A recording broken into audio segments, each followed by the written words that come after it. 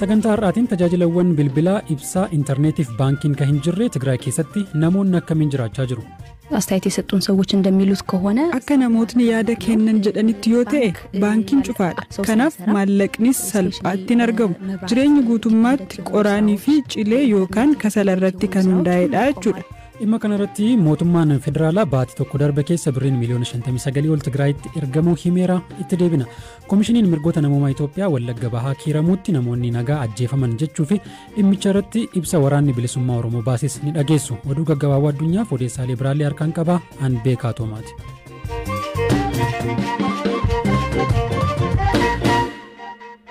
Aanaalee Wallagga Bahaa keessatti nageenya lammiilee eeguuf humnoonni mootummaa naannoo Oromiyaaf kan federaalaa qindoominaan hojjechuu qabu jedhe koomishiniin mirgoota namoomaa Itoophiyaa. Koomishinichi ibsa baaseen torbee darbe jechuunis hagayya 18 bara 2021 haleellaa hidhattoonni aanaa Kiiramuutti jiraattota irratti raawwataniin namoonni 150 ol ajjeefamuu odeeffachuusaa himeera. Akka ibsa koomishinichaatti haleellaa kana kan raawwatan hidhattoota waraana bilisummaa Oromoo mootummaan ABO shaneettiin jedhudha. Waraana bilisummaa Oromoo gama isaatiin namoonni ajjeefaman milishaa naannoo Amaaraa lolaaf bobbaafaman malee namoota nagaa miti jedha. Firaa'ol Balaay gabaasa qabdi. Godina Wallagga Bahaa aanaa Kiiramuutti torbee darbe hidhattoonni waraana bilisummaa Oromoo sabaan adda baasuun namoota 150 ol ajjeesuu jiraattotaa fi namoota kaan irraa odeeffadheeraa jedha. Koomishiniin mirgoota namoomaa Itoophiyaa. Haleellaan kun humnoonni mootummaa guyyaa tokko dursanii naannicha gadhiisanii bahuu isaanii hordofee raawwates jedheera. Guyyoota itti aanan namoonni jiraattota keessaa walitti babahan haaloo bahuuf jecha tarkaanfii fudhataniin sabaan adda baasuun namoota biroo 60 ajjeesaniiru jedhe. Namooti ajjeefaman kunniin saba kamirraa akka ta'an koomishinichi ni ibsine. Bulchaan godina Wallagga Bahaa amma dura yaada BBC'f kennaniin waan uumame yoo ibsan hidhattoonni ABO shanee fi hidhattoonni finxaaleeyyii naannoo Amaaraa walitti dhukaasanii uummata irrattis dhukaasa bananii jedhan. Kanaanis lubbuun namaa darbuu himan. Waraanni bilisummaa Oromoo gama kaaniin ibsa baaseen kanneen ajjeefaman milishaa naannoo Amaaraa malee lammiilee nagaa miti jedheera. Milishoonni naannoo Amaaraa akkaan hidhatan poolisiin humna addaa Oromiyaa naannoo haleellaan itti raawwate gadi dhiisee bahuu guyyaa tokko booda namoota nagaa sabaan adda baasanii ajjeesuu fi manneen gubuu irratti bobba'uu ibseera. Hidhattoonni kun amma duras humnoota nageenyaa mootummaa waliin osoo hin hafin walitti dhukaasaa turuu kan hime ibsi kun lola waraana bilisummaa Oromoo waliin godhameen naannicha keessaa dhiibamanii baafamaniiru jedha. Milishoota lola irratti ajjeefaman kana akka ajjeechaa jumlaa lammiilee nagaatti dhiyeessuun ololadhaa jedheera. Ibsichi wayita ammaa qaamoleen nageenyaa mootummaa naannichatti deebi'uu hordofee haalli nageenyaa fooyya'uu kan hime koomishiniin mirgoota namoomaa Itoophiyaa aanaa Kiiramuu fi aanaalee ollaa Wallagga Bahaa keessa yaaddoon nageenyaa jiraachuu himeera. Rakkoon nageenyaa sadarkaa yaaddessaa irra jiru kun babal'atee rakkoo namoomaa hamaa akka hin uumne tarkaanfiin atattamaa fudhatamuu akka qabus akeekeera. Haleellaa raawwatame jedhameef ka'umsa kan ta'e humnoonni mootummaa akka bahan godhamuun akka qoratamuu fi fuulduraaf haleellaan wal fakkaataan akka hin uumamne qaamoleen nageenyaa naannoo Oromiyaa fi kan federaalaa qindoominaan akka hojjetanis koomishinichi waamicha dhiyeesseera.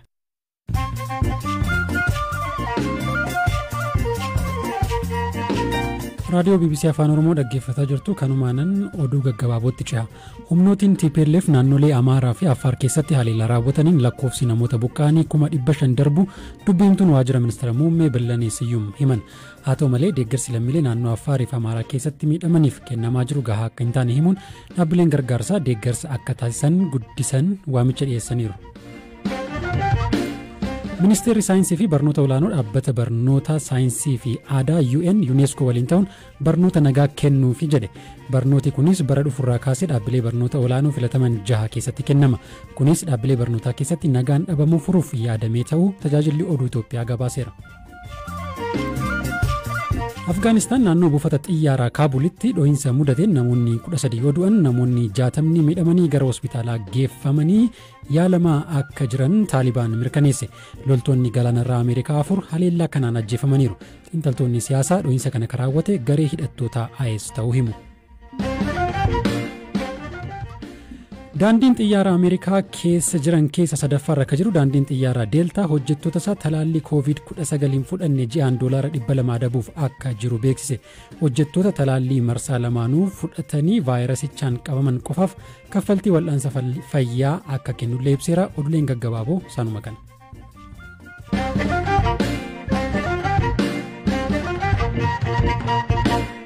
Odeessatti aanutti wayitan ce'u naannoo Tigraayitti tajaajiloonni akka ibsaa, bilbila, intarneetiif baankii erga adda citanii baatii 2 ta'eera. Humnoonni Tigraay waxabajjii darbii magaalaa guddoo naannichaa Maqalee to'achuun wayita himametti ture. Tajaajilli kunneen kan adda citan. Bakka tajaajiloonni kunneen hin jirretti naannichi maal keessa akka jiru baruu rakkisaa turullee BBC'n namoota muraasa dubbisuun jireenyi Tigraayitti maal akka fakkaatu haga tokko hubachuu danda'eera.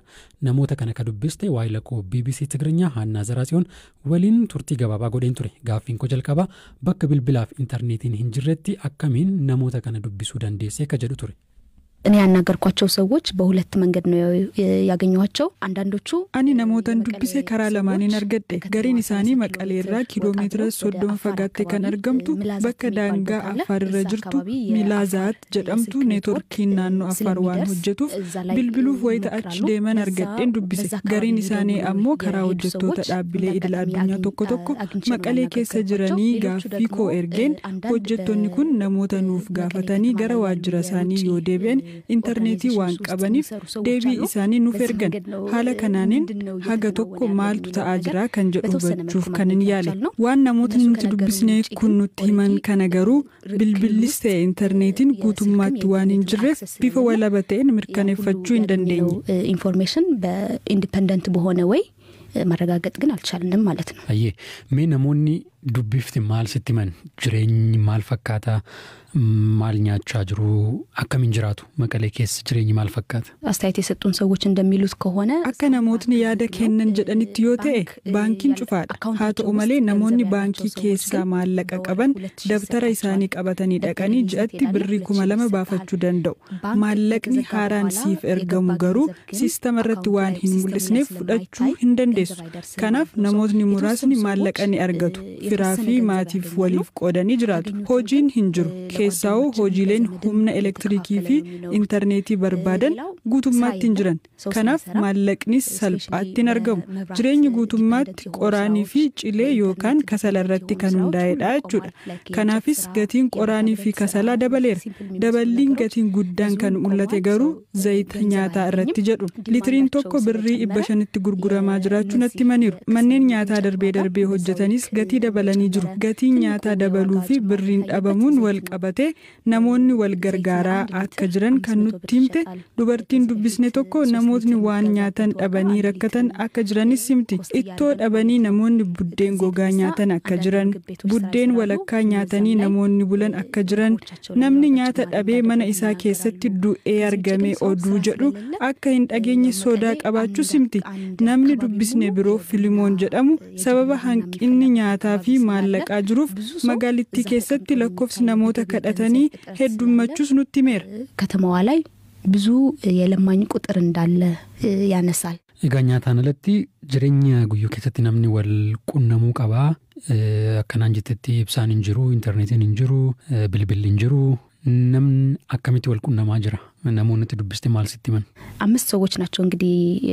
አክሰስ ለማድረግ ይሞ namoonni 5 kan ani dubbisuuf yaale 5 waan wal fakkaataa natti himan namoonni haala 2 yookiin 3 wal argu tokko beellamaan namoonni tokkicha wal argan gaafa akkanaa iddoo akkanaatti wal agarraa jedhanii wal beellamanii wal argu karaan biraa fakkeenyaaf namni Filimoon jedhamu akka nutti himetti kaaffee akka wiirtuu odeeffannootti adda baafatan qabu achi deemanii ergaa waliif kaa'u namoota Tigraayin ala jiran quunnamuuf ammoo bakka duraan siin jedhe Milaazaat jedhamtu daangaa Affaar jirtu deemu achi gahanii neetworkii argachuuf guyyaa guutuu kan oolan jiru kan dhabanii deebi'anis jiru fakkeenyaaf namni Daawit jedhamu nuti quunnamne obboleessa isaa biyya alaa jiru quunnamuuf guyyaa 2 deddeebi'ee guyyaa lammataa sa'aatii 8 eegeeti kan bilbilli hojjeteef sanuu nuti nagaa keenyaa hin yaadda'inaa waliin jechuuf malee waan biraa haasoof neetworkiin laafaa ta'uu nutti himeera namoonni hedduun guyyuu garasitti akka imalan namoonni hedduun lafa ol ka'aatti baanii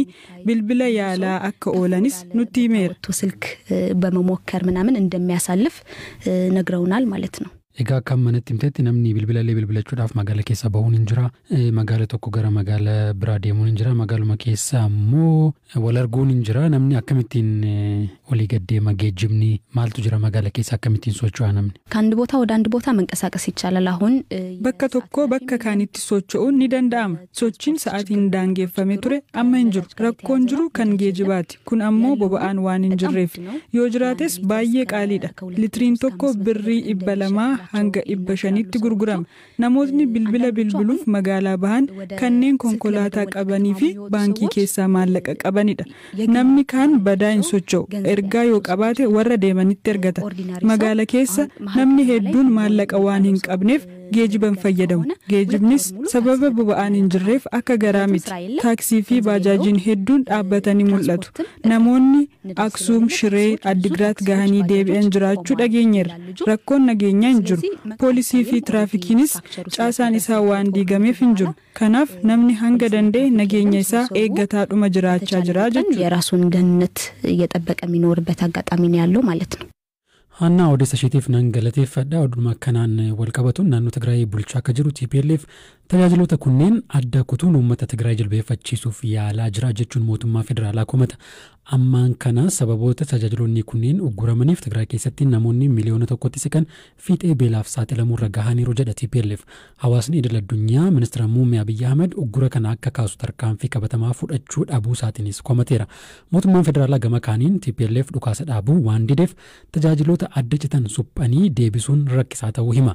Gama kaaniin guyyaa har'aa miidiyaaleef ibsa akka kennan dubbiimtuun waajjira ministeera muummee Itoophiyaa Bilanii Siyyum Tigraay deeggarsa namoomaatti dabalataan dhiyeessiin akka boba'aa fi maallaqaa qaqqabaa jiraachuu himaniiru.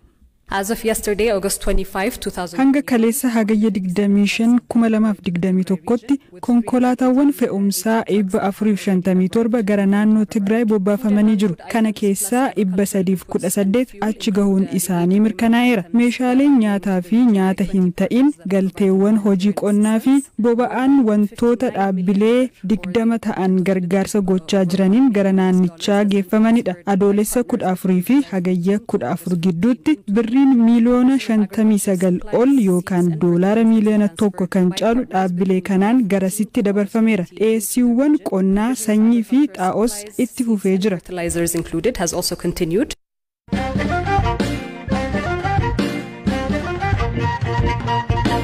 Xumura irratti walaloo fi yeedaloo aartistoota beekamoo akka Qamar Yuusuf, Taaddala Gammachuu fi Haacaaluu Hundeessaaf kagumaacha aartist Simee Tufaa keessummaa BBC Afaan Oromoo har'aa ture. Yeroo ammaa Ameerikaa akka jiraatu Simeen ganna tokko dura kaajjeefame aartist Haacaaluu Hundeessaaf hiriyaadha. Haacaaluu waliin akkamiin akka wal baran yoo ibsu. Wallisuu jalqabiinan beeka garuu immoo guyyaa tokko ergan isa baree ka'e guyyaa tokko booda akka tasaa sagantaa maatii kiyyaa tokko irratti cidha wayiitu jira ture. Ambootti cidha kanarratti akka inni wallisuu fi namni Geetaachoo Margaa jedhamu mucaa kana fidee dhufe.